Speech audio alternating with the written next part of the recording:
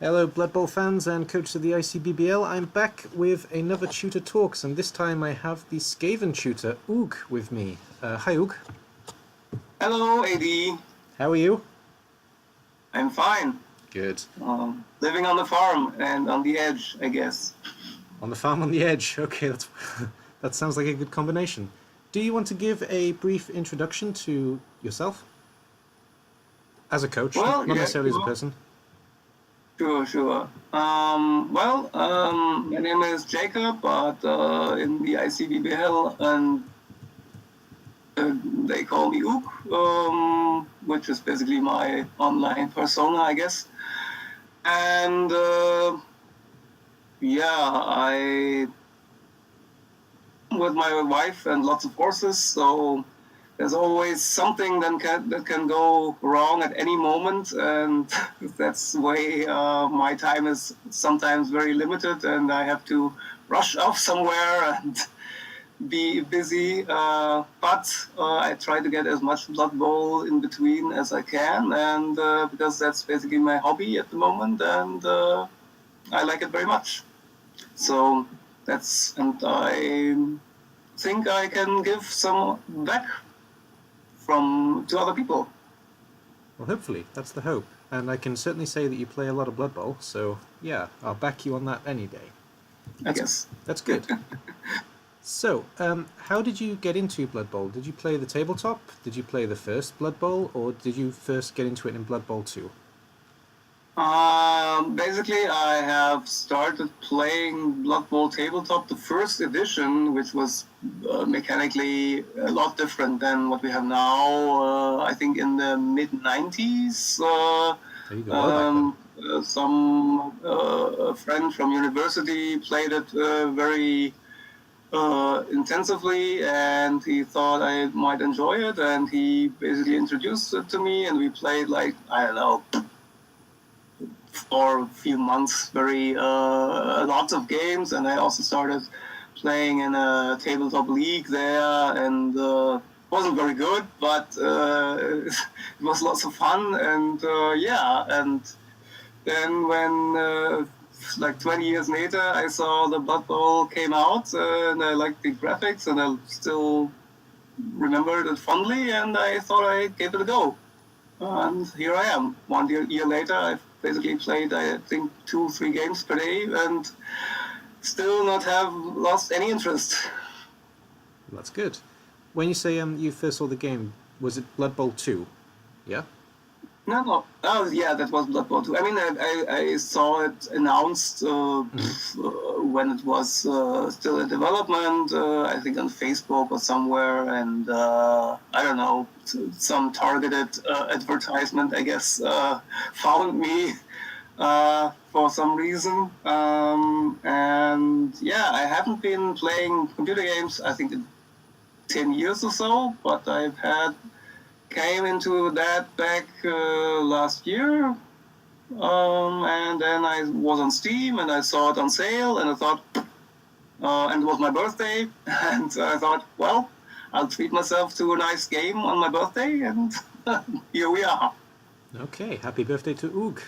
So that was Blood Bowl 2, yeah. So I have never had the chance to play Blood Bowl 1, but I don't think I need to, basically. I think 2 seems just to be an outgrowth or improvement of 1, basically, as far as I gather. Yeah, pretty much. I may be wrong, but... It's like an upgrade from the first one, yeah. That's pretty true. It's a big upgrade, to be fair. So it makes no sense to me to basically go back. Yep, that's fair enough. And have you played any of the other Games Workshop type games, or is it only Blood Bowl? I've played tabletop. I've played a few. I've played what was it? The one with the blips, Space Hulk, and I've played. But I really much enjoyed Necromunda. I don't know if you know about that. Yeah. It's positioning. I don't know. Teams go into some some dungeon and try to get to the loot first, and lots of going on and ruling how far someone is again. Anyway, probably a typical Games Workshop game, but it was a lot of fun, and playing with like 5 or 6 people on a tabletop made it always a nice evening. But I haven't played other Games Workshop games. Okay, so why Skaven? Well, I originally when I played tabletop, I played Norse, and when I bought the game, of course, I also started with Norse again, and I quite liked them. But mostly, I just played against the AI at the beginning because I think I was very bad when I started. I actually had problems against the AI at the beginning, like playing the what is it called, the campaign thingy. Yeah. Yeah, and then I started playing Norse in like local or whatever. What are the AI leagues basically? Yeah. And then I think. What was the next thing? I think I enjoyed Bretonians, playing against Bretonians so much that I basically started playing Bretonians a lot because I just thought them so funny. They always cracked me up with their degenerate faces. Anyway, and then I went into Dark Elves and played them a lot, and then I never could get a win against Skaven, like almost never. Like whenever I played Skaven, they just I don't know, they just beat the crap out of me. All the games ended like 3-0 to them, or 3-1 or something. And that's why I thought, well, that seems fun, and I just wanted to try that as well. And basically, I now know why they do that. So. Sure. Yeah, so basically stuck with the Skaven, and that's why when I felt confident enough to join the multiplayer with the Cabal Vision Open League, and there I met Feke online and in a game, and we had a real blast, I think, and he introduced me to the ICBBL, and yeah, that's. I guess. That's where it all went. Okay. Sorry, I just want to go off topic for a second. I'm having problems with the playback. It is working, but it is freezing a little bit. I'm hearing Ook fine, and it's recording fine, but I'm sorry for the low quality of screen for some reason. It is working, but it's having moments of stupidity, so sorry about that. And sorry, Ook, I had to go off topic just to explain that. No. That's fine, though. So, yeah, you got to Skaven basically because they were a frustrating opponent for you. That's an interesting way to get there. I like that story. That's very nice. Yeah. So I hope I'm also a frustrating opponent to other people now. Yeah, you are a good Skaven coach. I can't deny that. That's for certain. So what do you think the basic strategy is when you're playing as Skaven? Well, I think it's mostly opportunistic play, to be fair. Basically, you wait for your opponent to make a mistake or to have some bad luck, mostly, or get a blitz or something. So you prepare yourself for any such opportunities. So there's preparation involved, I guess, positioning to basically be in the best place when something bad happens. Then you snatch the ball and run away into safety. Okay. Mostly, it's like that. At least when playing defensive. Defensively, going into bash mode works sometimes in higher TV ranges in some setups, dependent on what the other team is. But normally, in a head-on-head fight, you don't really win that much because of your really low armor value. You are getting hurt more than the other guy, and though you can still score with very few people, it's getting harder and harder the fewer you have. Yeah. It should always be a priority to keep more people on the field than less, I suppose. Yeah, that makes a lot of sense. But that said, I am sad to say, I basically use my linemen often just as pieces standing around to be punched or in the way. Actually, the Pirate Cup has me taught the value of that they can actually do more than just stand in the way and be punched. Yeah, sure. So that was a good thing, I suppose. But yeah, so I think I use them now more than I did before. So I think that actually improves my game. But mostly the focus is on the gutter runners and the storm vermin, to be fair, basically. So I often also just play just a team with only basically 8 pieces or 7 pieces, basically just 4 gutter runners, 2 storm vermin, and the red ogre, and maybe a thrower. Okay. And the rest just filled up with journeymen because whether I have journeymen or I have linemen and they get punched on the line of scrimmage into stun and KO really doesn't make so much difference. So it just gets expensive if they're not journeymen. So that's why I basically just go with that low team number. That's interesting. A lot of coaches don't use that kind of tactic, but I can see some logic in it, definitely. Though, of course, most of the time coaches want to see their pieces develop, so it's something that loner is just not an option for them. But yeah, well, I buy a loner if they get the MVP and I have the money, then I buy them, and sometimes they develop into, I don't know, level 2 or 3, but very, very shortly after, because they are still set up on the line of scrimmage, of course, because I won't put my gutter runners there, obviously, and my storm vermin, because I need them in the game. And if they get just punched out in the first turn, then the whole game is ruined, or the whole match, basically. So the chances of linemen living very long are very slim. Game team. yeah, sure. Yeah, I can see the logic behind that. Definitely, it's interesting actually because no other coach has said that. This kind of leads us into the next question as well, actually. So I'm going to put that out there now. Who do you think is or are the key pieces in the Skaven team, and do you think there is a weak link?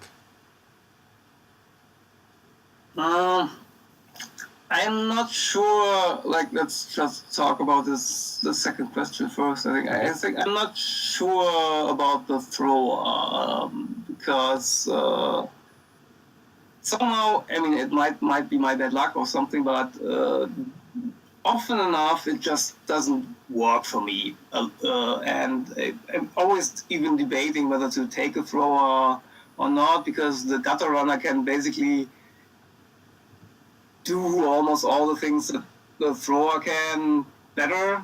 And if you have lots of rerolls, basically you can just replace the built-in rerolls of the thrower with your normal rerolls and get better results. Yeah, okay. But you use the thrower mainly as an additional lineman, I suppose. I mean, they also use it for throwing, I guess, and picking up the ball. Sure, he gets a reroll for that, but it often enough doesn't work. And he has also like the low armor value. He's very easy target, basically, and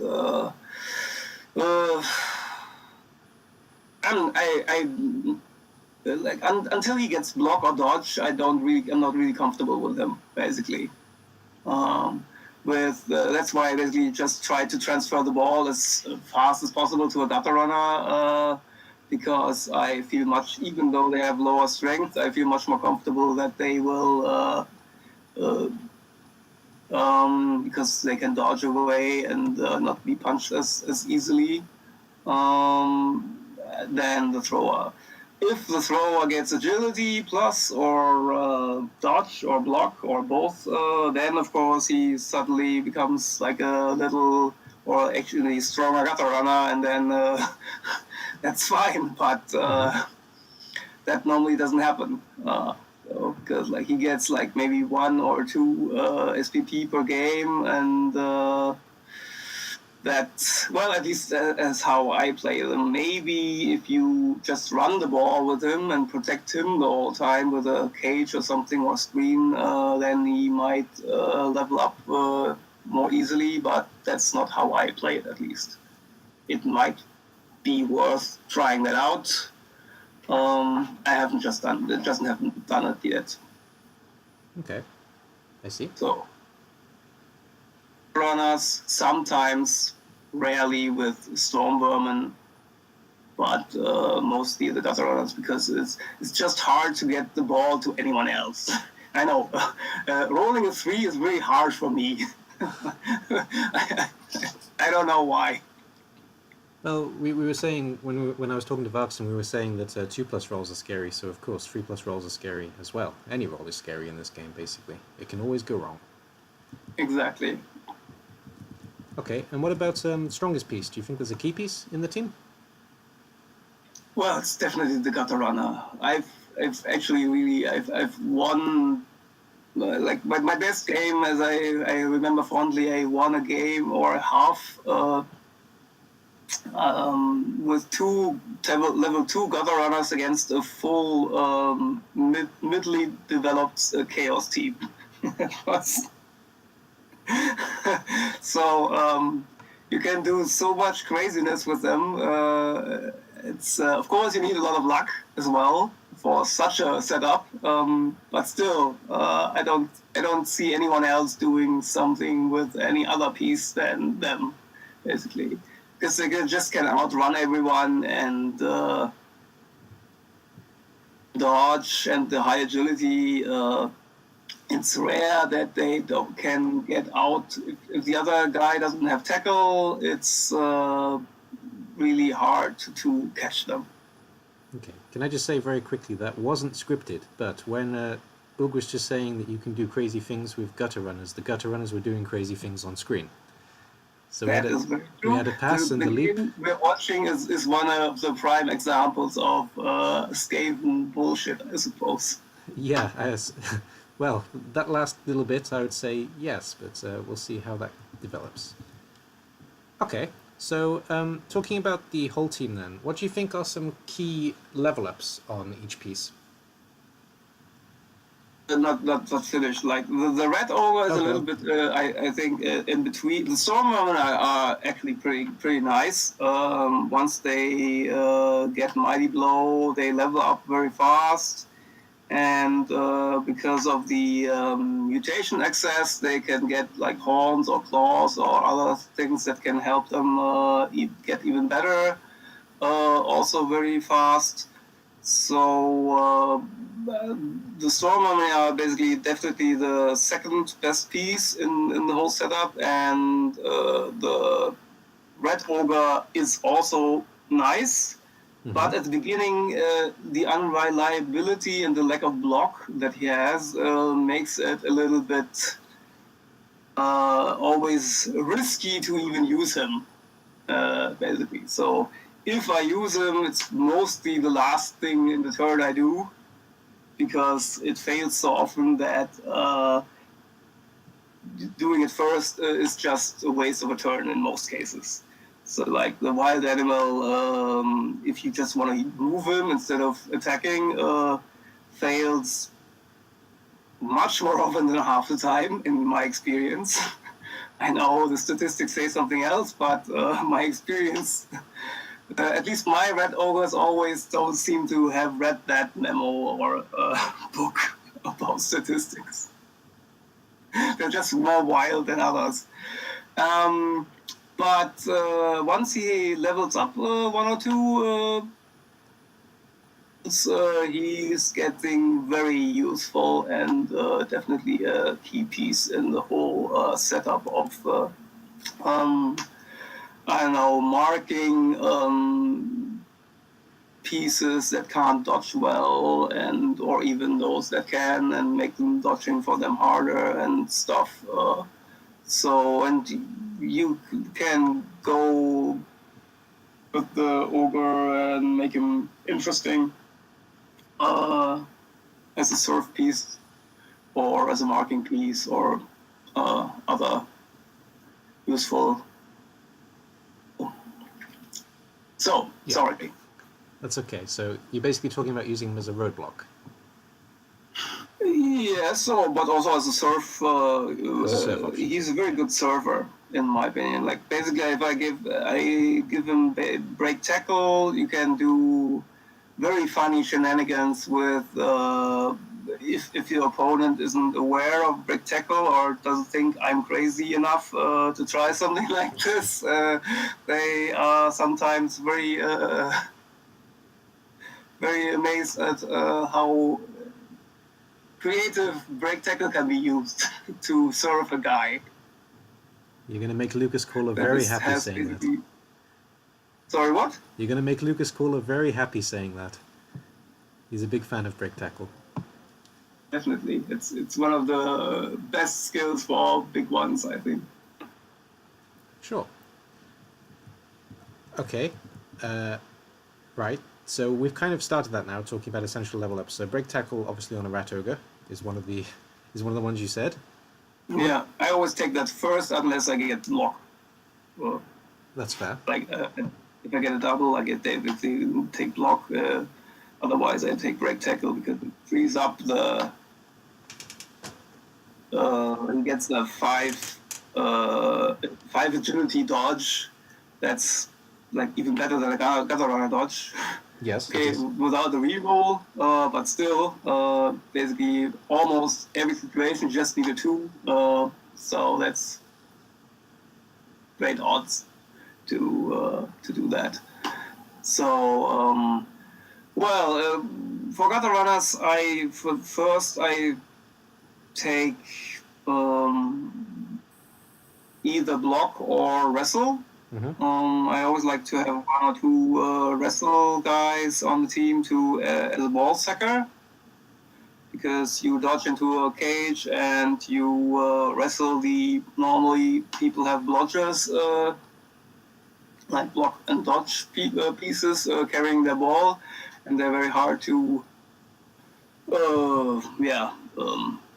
get to the ground, but wrestle is your friend in those instances, and if then I can also get strip ball in combination with that, and maybe 2 heads, then it's actually getting very easy to get to any caged ball carrier, basically. Like the strip ball only helps, of course, against people with no sure feet and sure hands, I mean, but well, that also often, especially in elves normally, because they have so much high agility, they normally don't have sure hands. Mm-hmm. So there it actually works more often than in the other team setups, where mostly the ball carrier has sure hands, or is given it very early. To actually become a ball carrier.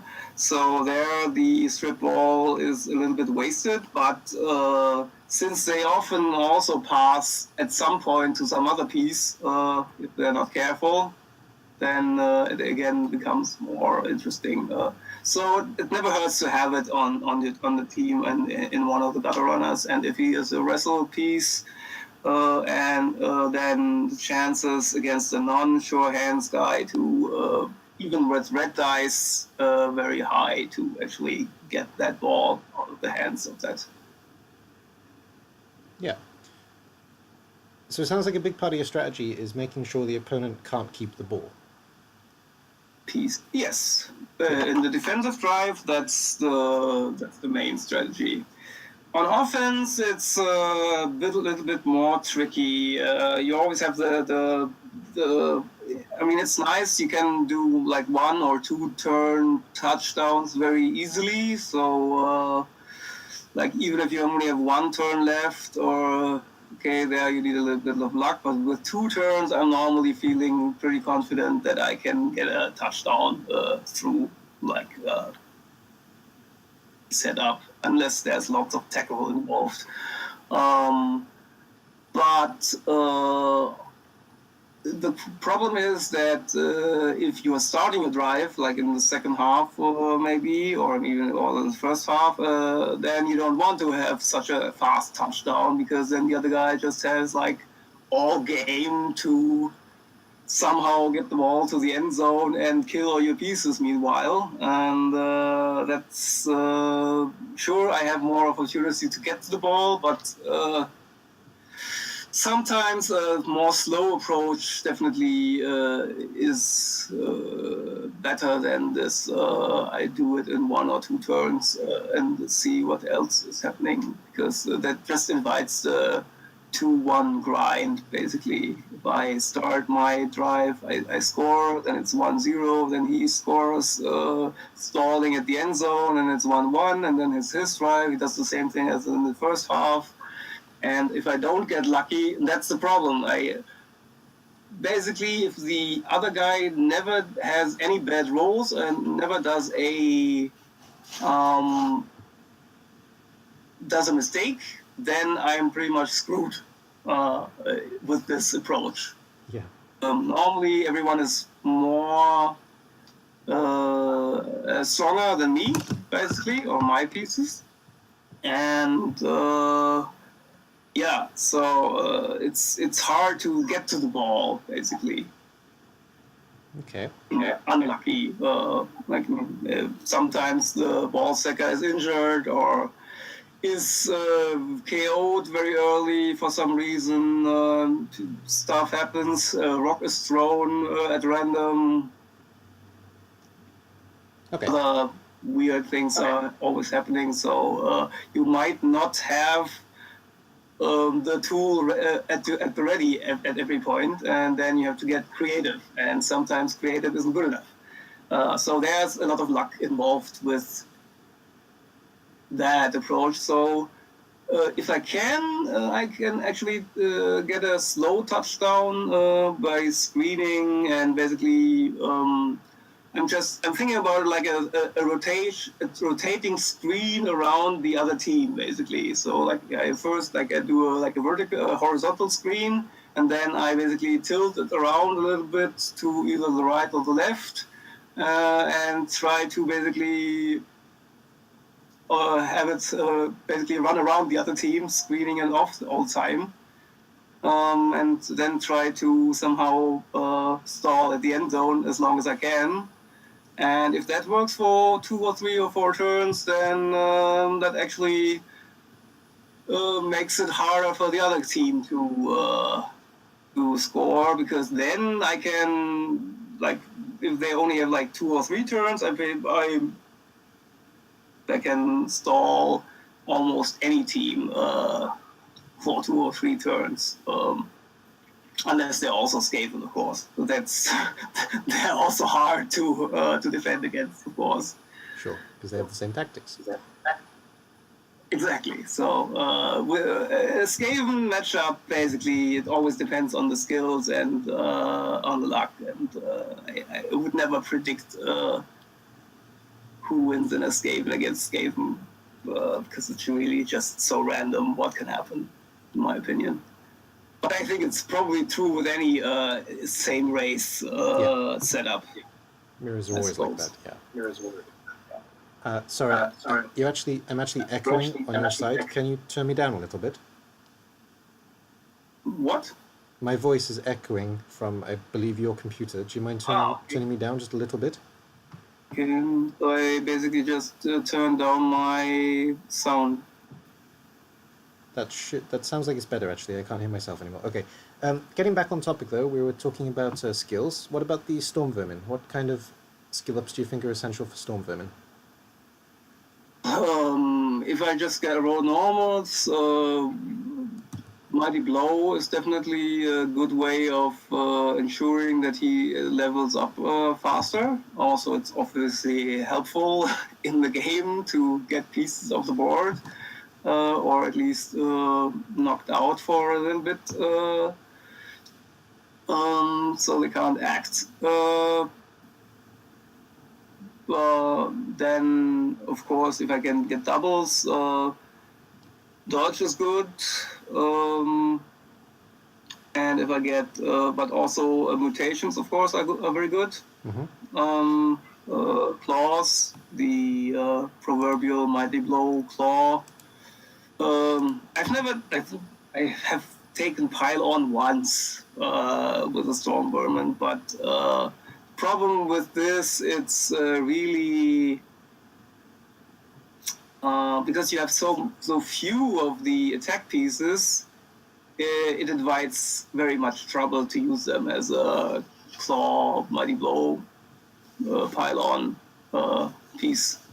I don't dare do that because they just get fouled out of the field very fast, and then you have to basically set up the whole team just to protect the pile-on piece, and that just, I don't know. It's not very compatible with the other things that I do. So actually, I'm basically playing more with pushes than with actually POWs in my experience. I don't know if that makes sense.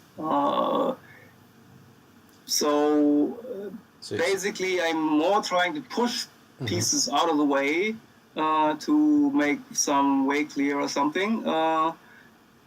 And if by happenstance it's also a POW, then I'm of course happy. But it's normally not the essential thing. Of course, you need a POW to get the ball from the ball carrier. But otherwise, normally I'm very happy with pushes like 90% of the time. And that's why I also am not afraid of using red die blocks a lot of the time. I think I've used them much more than other people, at least those I play against. Normally don't use red dice at all. I do as well. I don't know like why. red die too. Once you have block, it's really, the odds are actually not bad that nothing bad happens to you, and at least you get a push out of it that are pretty high. So I don't know what the big deal is, why people are afraid of red dice. But yeah, maybe that's just my own craziness. No, I am.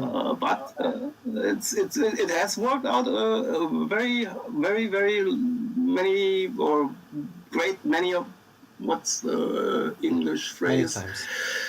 Great number of times. A great number of times. Okay. I actually use red die as well. It's not just you, but I use them a bit more conservatively. I think I don't use them all the time, but I'm not afraid to use them. So I'm with you on that, actually. I agree with you. Yeah, I mean, especially if you want to serve someone, for instance, a red die normally is like totally enough. Yeah, it can definitely be helpful. Basically, the most probable thing, and that's what you need for serving someone. So yeah. Okay, sure. Let's move on from this because we're getting towards the end of the game and we're still only halfway through. We're going to have a second epic one, I think, like with Urban Zorro, but that's fine. What teams do you think are good matchups for Skaven? Good meaning they are good against them? Or... Meaning that when you see that team, you go, yes! Basically. Weirdly enough, normally am almost happy to meet at least not that highly developed chaos teams. Yeah, that makes sense. Basically, any team that doesn't have any tackle, like if I see a team and it has no tackle, then I already say yes. I see. Basically, that's already the most important thing. Like when I look at the team, when I start the game and I see no tackle, then I say okay, that will be a good matchup.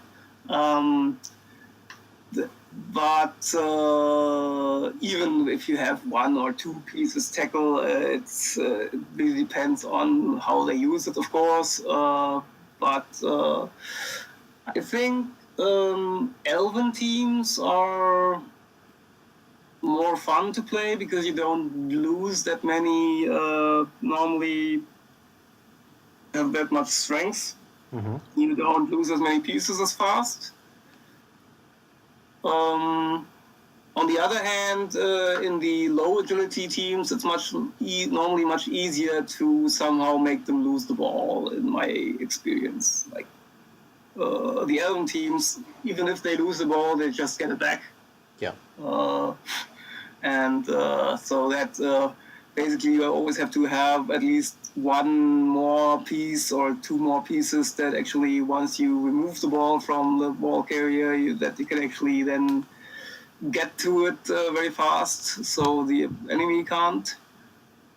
So that's hard with Elven teams, hard with the others, because then you just put one or two pieces beside the ball, and then they basically have a very hard time to actually get to the ball.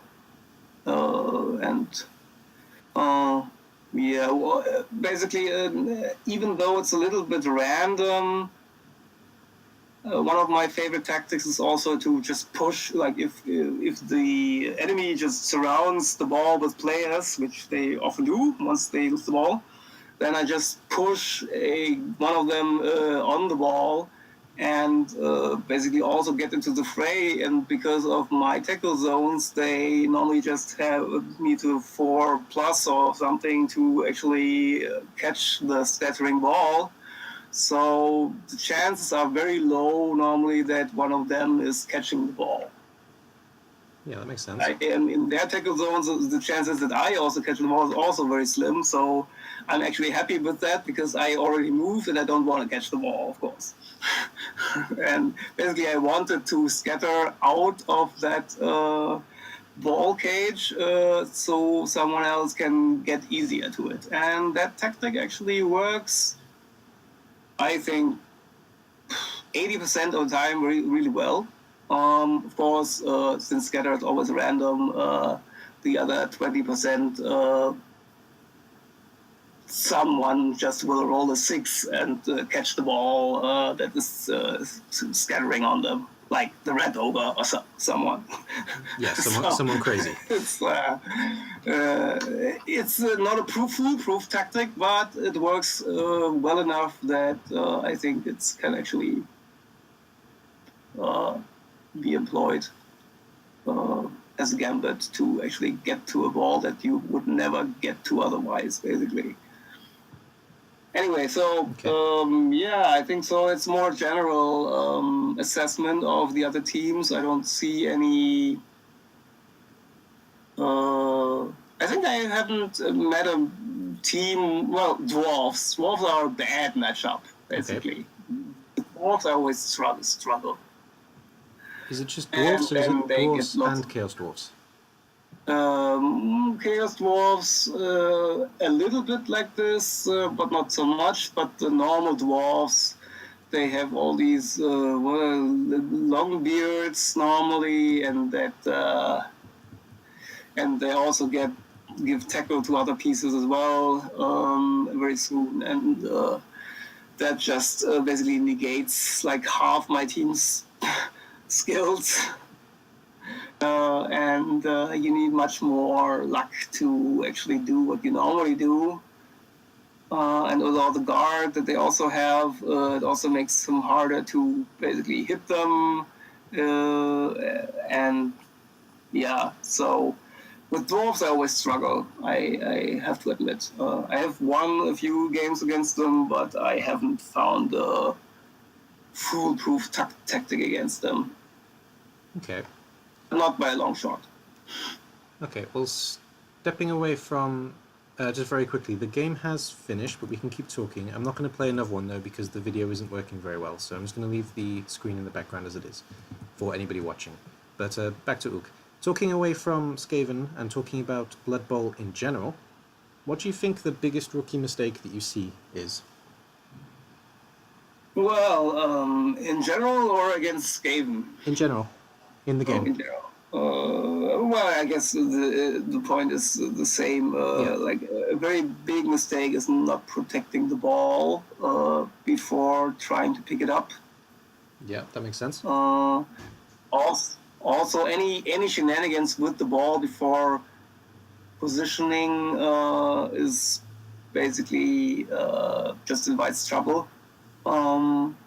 Because even if you only have to roll a 2, we all know that in 1 in 6 cases you don't roll a 2, basically. So it's and then the turn, then there's a turnover, and basically the other guy just gets a free blitz, basically, and that just can kill your whole drive, and so this was basically very bad play in my opinion. Some people, of course, are lucky and they don't get punished for such bad play, and they probably will never learn that it is bad play because it works for them. But trusting too much in the statistics, I think, is also, bad play. Because you get screwed so many times by the dice, in my experience, that even though the statistics say one thing, that really doesn't mean anything for any specific role, because any specific role can still be a bad. And just because you think, it's a 97% chance, what can go wrong?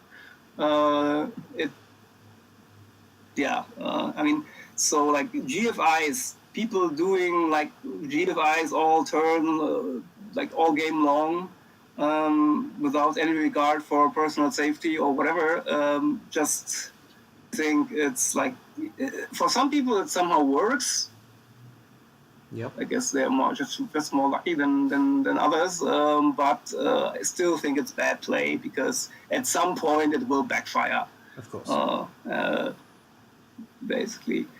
So basically, I think doing lots of unnecessary rolling in general. Like, for instance, like you stall in turn 8, and you want to basically just want to do the touchdown. Yeah. And some people start punching and punching and punching and punching before actually doing the touchdown in the last turn. Yeah. For me, this always says like, okay, don't they need the touchdown? Because sure, they have a reroll maybe, and that's why they feel safe. But we all know that a reroll, it's just still risky behavior. If you want to win the game, then it just invites trouble to do risky stuff that basically just kills your game. Sure. So I don't approve of such things. But some people just like more risks, I suppose. So I don't know. So basically, risky play, that like unnecessary risky play. I mean, I use lots of risky play, of course, but for me, it's more like, okay, I am in a desperate situation, and risky play is the only route that I can still take. Then, of course, why not? There's a but difference. If I'm in a safe position, taking lots of unnecessary risks just seems wrong to me. Yeah, I agree with you here. I think there's a difference between taking a risk for the sake of taking a risk and taking a risk because it's, it can change the game, actually. there's a very big difference in the two style of risk taking, and I'm with you on that regard. Risks can be useful, but you need to use them sparingly, not all the time. Yeah. That being said, I also have learned recently that the pendulum also swings into the other direction. Yeah. So basically, I've tried, especially with the tinfoil, of course, I try to develop a game where I basically don't roll anything that's not really necessary. Because any roll can fail, you shouldn't basically do any unnecessary rolls, basically. Yeah. Every sixth roll basically will fail, or maybe with 2 dice every ninth roll or something. And eventually something will fail. So the question is, if you only do important things, then at some point something important will fail. That's why I actually kind of like, for instance, the red ogre, because with the wild animal, because if you attack someone and you roll a 1 with a wild animal, it doesn't do anything for you. Yeah, you don't attack him. Sure, but also you get a 1 out of the dice rolling system, basically. That could easily have been a failed dodge or a failed something else that you could actually get a turnover from, and from the wild animal you don't get a turnover. So that actually is a good thing.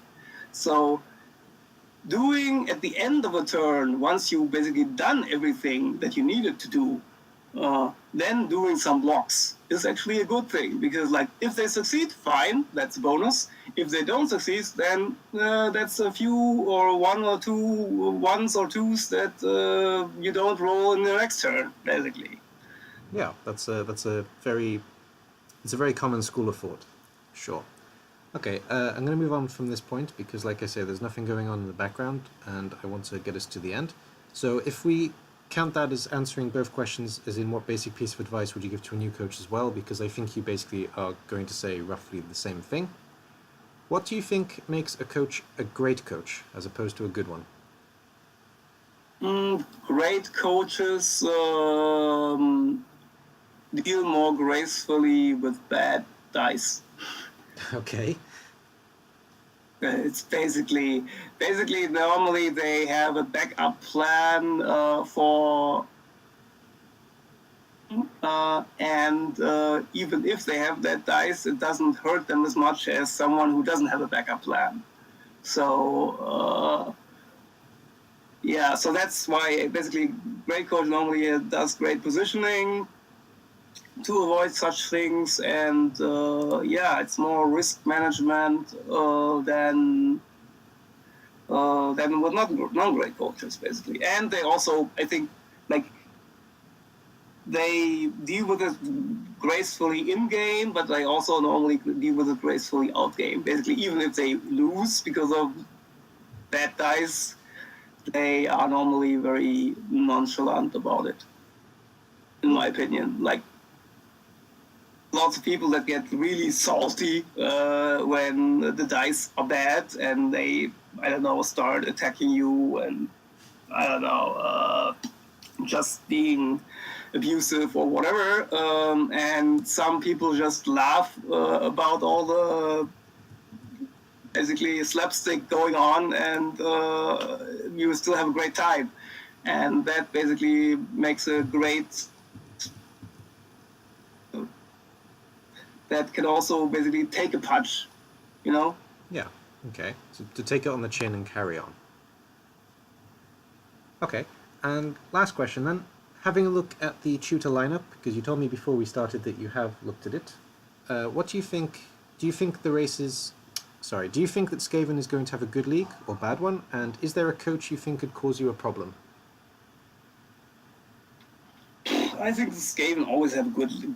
If there's no dwarfs there, Skaven always have a good time. Hey, I might be playing dwarves. What? I might be playing dwarves. Then it might be a little ding in the good time, but still In principle, I favor, from experience, definitely Urban Zorro or Smoko, as if we have any like leaderboard or whatever, to be the highest people on there, because Yeah, me too. I've played like Urban like lots of times, and like I 3 or 4 times out of 30 games, and even if I draw against him, it almost feels like a win. So I know he's a very, very good coach, and Smoko also is very, very good with the whole positioning. So those are definitely the people I think to watch out for, basically, and to probably where you can learn at least most things about positioning. Yeah, okay. Like Urban Zorro also plays the numbers game very well, basically. Like Yeah, he does. he always goes for like the weakest link and just reduces the numbers from the bottom up. If so, basically, he removes the support first, and then later he can remove the roof as well. Yeah, it is what he's good at. I must agree. I've played with Urban a lot as well. I think all of the leagues. There is one that I don't know very well. All the coaches, sorry. I think all of the coaches in the Tutor League, apart from the one I don't know, I can say for a fact that you can learn something from all of them. But yeah, Urban Zorro and Smoko, I'd agree with you. They are two of the better in the lineup, let's say. Right.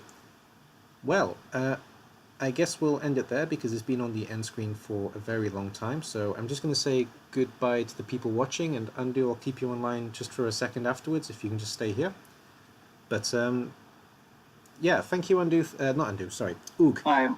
Yeah, sorry. I'm getting a bit confused now. It's been a long day. Sorry. Yes, Oog, of course. Thank you, Oog, for taking the time to sit down and talk to me. It's been a pleasure. And Yeah, it's a pleasure as well. Good. And for anybody watching, thank you very much. And if you do have any questions for myself, for Oog, for any of the other coaches before that have spoken, or any of the other coaches in the league, please do drop us a line in the Discord page, and we will talk to you quite happily. Oog doesn't bite either, most of the time. And No. thank you all for watching, and I'm going to end this video here. So may Nuffle smile on you. See you on the pitch. Bye bye for now.